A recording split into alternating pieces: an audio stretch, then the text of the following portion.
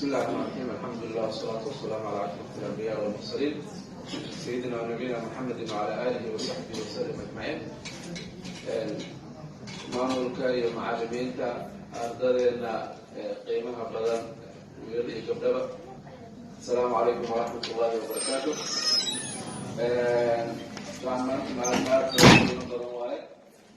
maalin aan sii gabagabeynayno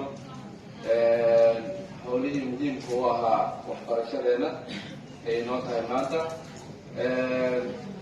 meeshaan hadda xaflad uma joogno oo barnaamij xaflad oo wax badan laga khudbeynaayo oo barnaamijyo lagu soo bandhigaayo marti sharaf iyo maaragtay ii sheegay dad iskugu imaanayaan maaha. waa qiimeyn waaye. waxaan ku gabagabeynaynaa imtixaanadii noo socday ee simisiro badan aan soo gelaynay kii ugu dambeeye waaye. marka imtixaanna waa taqaanaan ma laha khudbo iyo baraarujin badan iyo madadaalo iyo war badan ma laha. imtixaan ardayga u imaadaa alaas waxaa way howlkiisuu galaa howlkiisaa u bilaabato.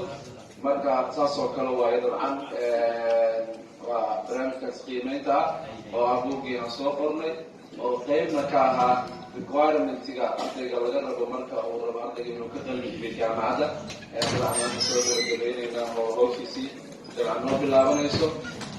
waxaan ka koobannahay 9 takhasus iskugu jirnaa dabcan sida halkaan noogu qoran oo ka kooban 5 kuliyadood 4 kuliyadood cafwan 4 kuliyadood